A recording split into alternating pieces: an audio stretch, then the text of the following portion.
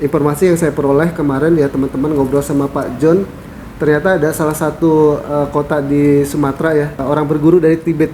Berarti kekayaan leluhur kita itu luar biasa dong kalau gitu. Luar biasa memang. Indonesia ini kayak motherland-nya dunia. Orang Tibet bilang mereka itu kalau mau belajar ilmu sampai ke India, dulu agama Hindu, agama Buddha, itu mesti datang ke Indonesia, belajar 7 tahun. Dari Indonesia baru pergi ke India atau pergi ke daerah lain untuk mengembangkan ilmunya. Nah, zaman itu memang Buddha, ajaran Buddha lagi berkembang. Pusatnya, konon katanya, ini kata orang-orang Tibet, universitas pertama di dunia itu adalah di Jambi. Muara Jambi itu. Jadi ada candi Muara Jambi. Itu disitulah tempat seluruh orang kalau mau belajar agama. Sebelum ada agama-agama lain ya. Dulu kan agama yang agak tua ada agama Hindu. Habis itu masuk Buddha kan. Kalau mau belajar Buddha itu harus datang ke situ dulu. Baru dia nanti dapat title gitu loh. Baru bisa menjadi penceramah, penyebar agama, baru bisa kemana-mana. Kayak mau jadi ustadz lah gitu loh kan harus belajar dulu gitu kan, nggak bisa langsung. Nah, itu harus datang ke Jambi 7 tahun. Dan itu diakuin sebagai sebuah universitas pertama di dunia. Saya bayangin nggak? Nah, sampai segitunya Indonesia ini. Terus kalau kita orang Indonesia sendiri melupakan budaya kita, melupakan sejarah kita, sekarang menjadi anak-anak muda yang temperamen, gampang tersinggung, gampang ribut, gampang marah, gampang tawuran, itu kayak apa sih budaya kita gitu? Seru juga kan ngelihatnya? Iya, betul. Perubahan pergeseran itu terlalu cepat. Jadi saya pikir kita tidak boleh lagi atas nama kebebasan melepaskan semuanya itu menjadi bebas. Kita harus mendorong ya anak-anak muda, anak kita, cucu kita supaya tahu budaya Indonesia. Seru ya kalau ngobrol sama Pak John. Pak John, bisa nggak sih kebudayaan itu memberikan nilai ekonomi dengan, kan Pak John banyak bergerak di bidang pariwisatanya. Ada relatif nggak sih? Misalnya suatu situs yang ketika dikelola nih, ini untuk memotivasi teman-teman aja sih, juru pelihara atau apa gitu ya,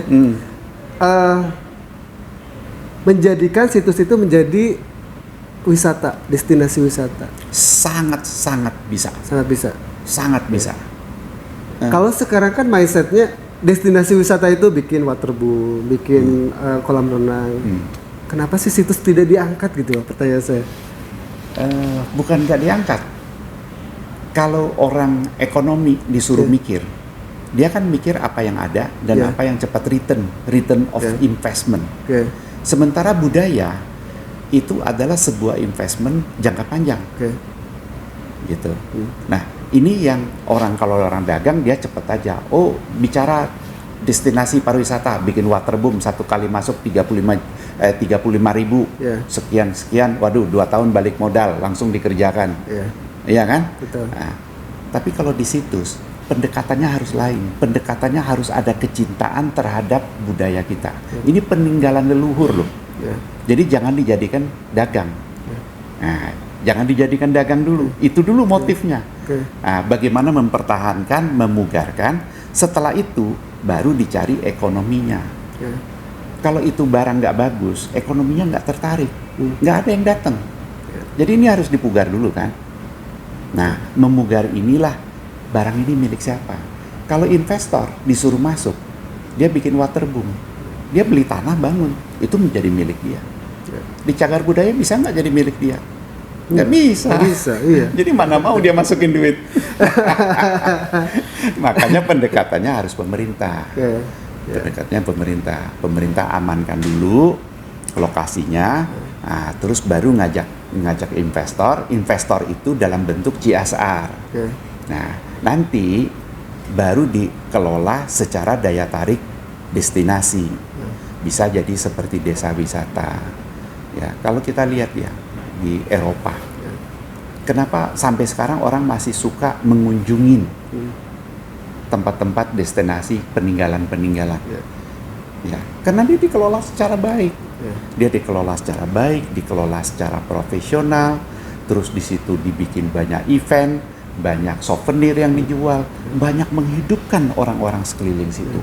Ada tour guide-nya. Ya jangan tour guide-nya ngomong saya banyak lihat di situs-situs kita, ya kan, tour guide kita pakai sandal jepit, ya kan, pakai kaos oblong sambil ngerokok, ngelayanin turis, ya kan, jadi kan kelihatannya tidak profesional gitu loh. Nah kalau dia tidak profesional di situ, dapat uang tipnya juga kecil. Orang kalau lihat dia pakai sandal jepit, ya kan, penampilannya ya sangat sederhana, terus sambil ngomong sama orang ya dalam tanda kutip kurang sopan sambil ngerokok, akhirnya orang ngasih tip cuma 5.000. Tapi coba dia pakai seragam rapi, pakai sepatu, didandanin sedemikian rupa, mungkin minimal bisa dicas 20.000. Meningkat kan? Akhirnya pendapatnya kan naik gitu, sejahtera gitu. Sekarang tidak sejahtera karena memang tidak ada yang menaikkan harkat mereka. Nah itu yang harus dibenahin. Menurut saya yang dibenahin banyak. Saya pergi ke beberapa situs. Sengaja saya mau tes. Hari pertama saya datang. Saya tanya, guide-nya ada siapa? Oh ada si A. Oke, saya pakai si A. Saya minta dia cerita. Dia cerita. Nanti besok saya datang lagi. Saya minta tour guide-nya si B. Saya minta dia cerita. Ceritanya bisa berlainan. Nah, bayangin. Artinya apa? Artinya guidance-nya nggak tepat. Tour guide itu harus punya guidance yang tepat. Harus tepat. Kalau orang bilang ini sejarah, ini adalah 5.000 tahun yang lalu, jangan sampai ada yang bilang kira-kira 5.000 tahun. 5.000 ya 5.000. 3.000 ya 3.000. Jadi tidak bisa dijadikan ambigu gitu. Udah lu tebak sendiri deh. Pokoknya gua cerita, lu mau nangkap jadi apa silakan gitu. Nggak bisa. Dia harus meluruskan cerita yang benar. Nah, cerita yang benar ini kan kita harus melibatkan sejarawan, budayawan, kita libatkan. Bikinlah hipnosis yang bagus, ya, narasi-narasi yang tepat, sehingga semua itu di training. Di sana kalau perlu pakai seragam semua, ya kan? Oke Pak John, saya ingin tanya nih sekilas tentang Eljon Group ya. Kan kalau saya lihat itu Eljon Group itu ya sering mengadakan event-event terkait dengan pariwisata nih Pak John. Apa sih motivasinya Pak John? Ya kalau kita lihat pariwisata, sebenarnya konsep pariwisata sedunia itu asalnya adalah namanya community based tourism. Yang benar itu adalah itu. Community ya? Nah, community based tourism. Karena pariwisata itu pada intinya satu kali orang perjalanan itu bisa menghidupkan begitu banyak orang. Perekonomian. Misalnya nih, saya pergi ke Cirebon, nginep. Otomatis saya kan bayar hotel. Hotel bisa bayar karyawannya. Ya kan? Hotel bisa bayar listrik. Ya kan? Nah, terus bangun pagi saya sarapan. Hotel harus beli telur buat saya. Hotel harus beli daging ayam, harus beli sayur. Itu kan menghidupkan sekian banyak orang. Saya pergi jalan-jalan, sewa mobil, menghidupkan supirnya. Ya kan? Nah, saya pulang beli oleh-oleh. Oleh-oleh itu menghidupkan UKM-nya.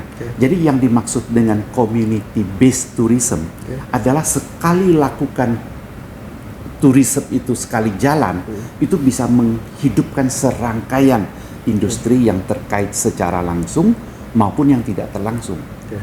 Nah, inilah yang harus kita kembangin. Makanya saya tuh eager banget bagaimana greget gitu loh. Gimana pariwisata Indonesia itu harus maju. Ya. Mau lewat budaya mau lewat pertunjukan mau lewat keindahan alam ya kan? Apa saja.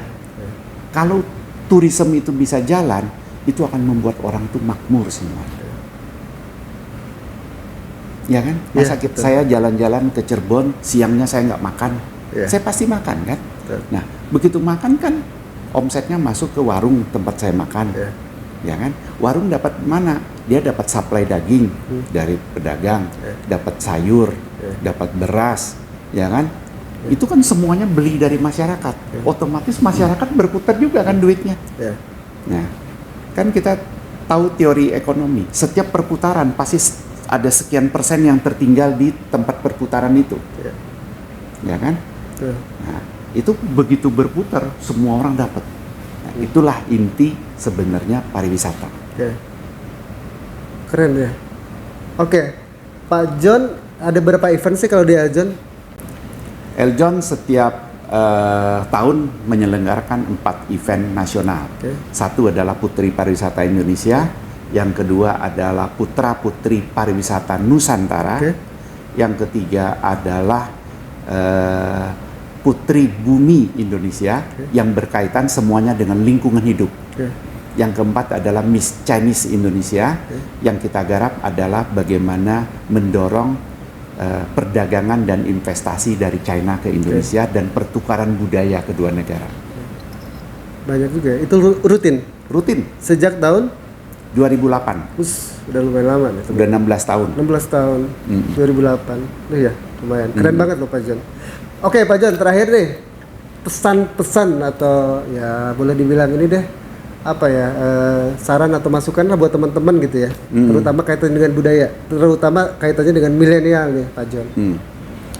Pesan pertama, Akang punya channel apa? Napak Tilas. Nampak Tilas. Ya, itu pesan pertama saya, karena ini keren banget, bagus banget, harus betul-betul dikembangkan secara maksimal. Pesan kedua, buat apakah itu pengusaha, apakah pejabat, apakah budayawan, tolong bantu Kang Nanan supaya konten-kontennya makin hari makin bagus. Nah, itu. Pesan saya yang ketiga adalah masyarakat jangan malu untuk mengaktifkan kearifan lokal. Nah, seperti tadi bilang pakai apa? Ikat ya. Pakai ikat. Sebagai orang daerah, jangan pernah merasa malu kalah dengan yang modern pakai topi yang gaya topi zaman sekarang gitu loh. Ya coba bangkitkan. Bayangin, ini topi menurut saya pasti dikerjakan oleh masyarakat UKM, ya kan? Di daerah gitu. Kalau ini bisa dibangkitkan, penjahitnya untung, yang jual untung, yang punya kain untung, semua orang kebagian gitu. Ini harus kita bangkitkan. Jadi ayo kita bersama-sama, dan saya doakan supaya channelnya ini makin maju dan makin besar. Amin, amin. Thank you banget loh Pak John. Ya. Oke, teman-teman Sobat Nampak Tilas, cukup sekian ya kita ngobrol santai dengan Pak John selaku owner Eljon Group.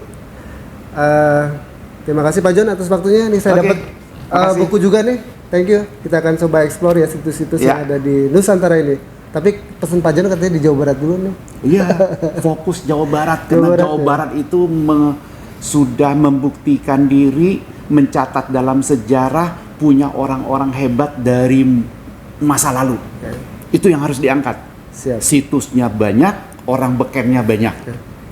Ya, itu yang harus diangkat. Siap. Thank you. Terima kasih teman-teman Sobat Nampak Tilas. Kita akan coba explore situs atau budaya lainnya hanya di channel Nampak Tilas. Terima kasih Pak John. Terima kasih. Sampai berjumpa di Nampak Tilas yang akan datang. Siap. Terima kasih. Terima kasih Pak John.